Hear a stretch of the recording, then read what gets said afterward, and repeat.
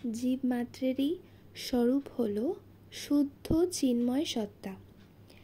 এই সত্তা হচ্ছে সৎস্বরূপ, চিৎস্বরূপ তথা আনন্দ স্বরূপ। সর্বাবস্থাতেই এই নিত্য সত্তা তিনি নির্বিকার থাকেন এবং অসঙ্গ। মানুষ যখন তার স্বরূপকে অর্থাৎ নিজেকে ভুলে থাকে, তখনই তার চেতনায় দেহাভিমান সৃষ্টি হয় এবং সে আপন বোধে শরীরকেই আত্মা বলে মনে করে। শরীর কেন্দ্রিক এই আত্মভাবনা 3 প্রকারে ঘটে। প্রথম হলো আমি শরীর, দ্বিতীয়টি আমার শরীর এবং তৃতীয়টি হলো আমার জন্য শরীর। জগতে আমাদের গোচরে প্রধানত 2টি বিষয়ের প্রকাশ ঘটে, নশ্বর অর্থাৎ জড় এবং অবিনশ্বর অর্থাৎ চিৎ। এই ভাগ দুটি পরস্পর সম্পূর্ণ পৃথক। এই বিভাজনই গীতায় উক্ত হয়েছে শরীর ও শরীরী, ক্ষর ও অক্ষর, ক্ষেত্র ও ক্ষেত্রজ্ঞ আদি নামের মাধ্যমে।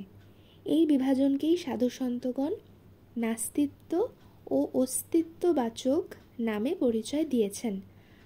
আমার স্বরূপই হল শরীরী, যা চিৎ, অবিনাশী, অক্ষর এবং ক্ষেত্রজ্ঞ, ও প্রকৃত অস্তিত্ব অর্থাৎ যার বিনাশ নেই, অর্থাৎ যিনি অবিনাশী, যিনি সর্বদা চিৎস্বরূপ, চিদানন্দ স্বরূপ। আর যা আমার স্বরূপ নয়, অর্থাৎ যা আমি নই, অর্থাৎ যা বিনাশী, যা নশ্বর, সেই বিভাগের অন্তর্গত হল শরীর তথা যা কিছু জড়, বিনাশী, ক্ষর ও ক্ষেত্র অর্থাৎ নাস্তিত্ববাচক। যা অস্থিরূপে আছে তাই নিত্য বিদ্যমান, অর্থাৎ সেই সত্য চিদানন্দ স্বরূপ, তাই অস্তিবাচক, অর্থাৎ তাহাই নিত্য বিদ্যমান। অপরপক্ষে যাহা নাস্তি রূপে আছে অর্থাৎ বিনাশী, যাহার বিনাশ আছে অর্থাৎ যেই শরীর, তা নাস্তি রূপে প্রকাশিত হয়। আর যেহেতু তা নাস্তি রূপে প্রকাশিত হয়, তা একদিকে যেমন প্রাপ্তও হয়, অন্যদিকে তেমন সেটি হারাতেও হয়। অর্থাৎ আমাদের যে শরীর আছে তা যেমনভাবে আমরা প্রাপ্ত হই, সেটা সময়ের সাথে সাথে আমাদেরকে হারিয়ে ফেলতে হয়। অর্থাৎ তা অবিনাশী নয়, তা বিনাশী। কারণ অবিনাশী যিনি, সেই চিৎ স্বরূপ, চিন্ময় স্বরূপ, তিনি নিত্য, তিনি বিদ্যমান। কিন্তু তার এই যে শরীর, সেটি অবিনাশী নয়, সেটি বিনাশী এবং তার ক্ষয় আছে। তাই সেটিকে আমরা বলবো নাস্তিবাচক।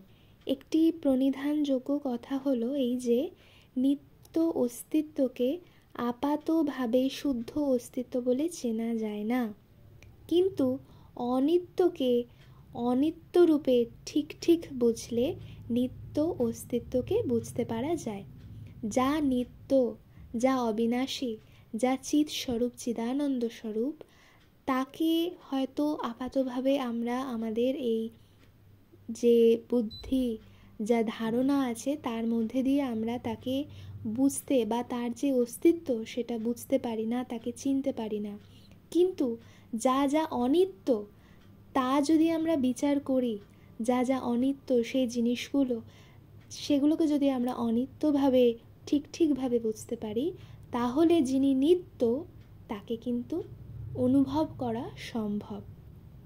তার অস্তিত্ব এই হৃদয়ে প্রকাশ হবে। এই ভ্রান্তির কারণ হলো আমি শুদ্ধ, বুদ্ধ, মুক্ত আত্মা আছি।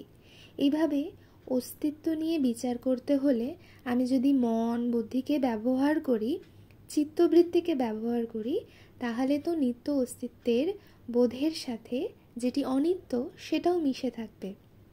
কিন্তু আমি যদি বলি আমি শরীর নই, শরীর আমার নয় এবং শরীর আমার জন্য নয়, এইরকমভাবে যা নেই অর্থাৎ নেতিবাচক, সেটি এইভাবে বিচার করলে ওই চিত্তবৃত্তিও নাস্তিত্ববাচক হয়ে যাবে এবং শুদ্ধ অস্তিত্ব মাত্রই শেষ পর্যন্ত রয়ে যাবে। তো আমরা এইভাবে ভাবতে পারি, উদাহরণস্বরূপভাবে আমরা বলতে পারি যে যদি ঝাড়ু দিয়ে গৃহের ধুলো ময়লা দূর করার পরে ঝাড়ুটিও পরিত্যক্ত হয়ে যায়, কিন্তু পরিচ্ছন্ন গৃহটি শেষ অবধি থেকে যায়, অর্থাৎ আমি আত্মা, এই কথা মনের দ্বারা, চিন্তা ও বুদ্ধির দ্বারা নিশ্চয় করার পরও চিত্তবৃত্তির সঙ্গে আমার সম্বন্ধ থেকেই যাবে, কিন্তু নিশ্চয়, কিন্তু আমি শরীর নই, এইভাবে বিচার করলে শরীর ও চিত্তবৃত্তির মধ্যে সম্বন্ধের ভাব ছিন্ন হয়ে যাবে এবং চিন্ময় সত্তারূপে শুদ্ধ স্বরূপ সত্য প্রকাশিত হয়ে পড়বে। অর্থাৎ আমি মন, আমি বুদ্ধি, আমি অহংকার, আমরা বেদের মতো করে আমরা এভাবে ভাবতে পারি যে অহং ব্রহ্মাস্মি, অর্থাৎ আমি সেই মুক্ত, আমি সেই বুদ্ধ, আমি সেই পূর্ণ স্বয়ং প্রকাশ। কিন্তু এখানে বলা হচ্ছে যেটি এটি ভাবতে ভাবতেও আমাদের মধ্যে সেই আমি বুদ্ধি দিয়ে কিছু জিনিস এসে যাচ্ছে, আমি বুদ্ধিটা কাজ করছে। তো সেখানে আমরা যদি বলি যে না, আমি শরীর নই, আমি বুদ্ধি নই, আমি মন নই, তাহলে আমিটাও সরে যাচ্ছে। অর্থাৎ তারপরে যা পড়ে রইল তাই শুদ্ধ, তাই পূর্ণ, তাই সহজ এবং সুন্দর, তাই সত্য। অর্থাৎ যে সাইলেন্স, যে স্থির চিত্ত পড়ে রইল, অর্থাৎ আর কিছু নেই। আমি এটা নই, আমি ওটা নই, আমি আবার এটা, আমি ওটা, সব কিছু বলার পরেও, সব কিছুটাকে ফেলে দেওয়ার পরে যা পড়ে থাকলো, অর্থাৎ আমি যে সাইলেন্স, তাই আমি যে নিশ্চুপ, একটা শান্ত সমাধান, জীবনের সকল প্রশ্নের সমাধান তৈরি হলো, তাই আমি, অর্থাৎ সমাধি নেমে এলো।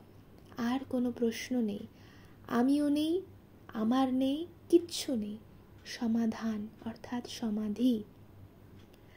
তাই জন্য এখানে বলা হচ্ছে যে এই প্রকার সাধনায় সাধকের পক্ষে তিনটি কথা স্বীকার করে নেওয়া অতি আবশ্যক। সেগুলো হলো আমি শরীর নই, শরীর আমার নয় এবং শরীর আমার জন্য নয়।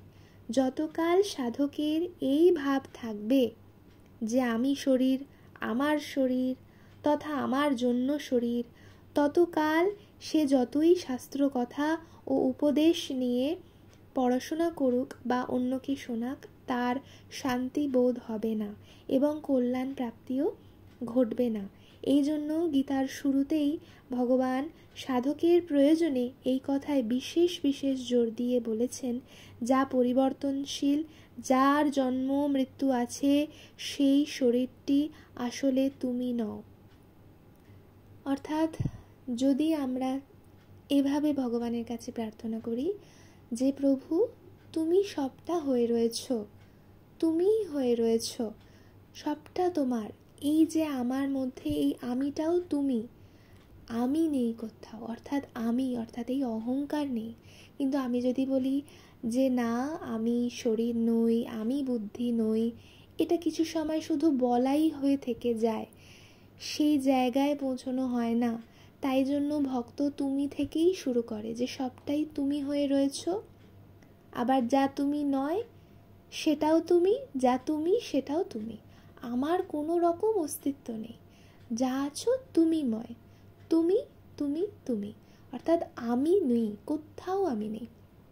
তো আমরা যদি সেইভাবে ভাবি যে সবটাই তুমিময়, অর্থাৎ তুমিটাই আমি হয়েছ, অর্থাৎ সেই তুমিই বলছো আমিময়, তাহলে মনের মধ্যে প্রশান্তি নেমে আসে। তাই ভক্ত এই ভাব নিয়ে ভগবানের কাছে প্রার্থনা করে যে আমি শরীর নই, আমি বুদ্ধি নই, আমি মন নই, এটাকে উল্টে দিয়ে যে এই শরীর তুমি, এই মন তুমি, এই বুদ্ধি তুমি, এই যা কিছু সব তুমি।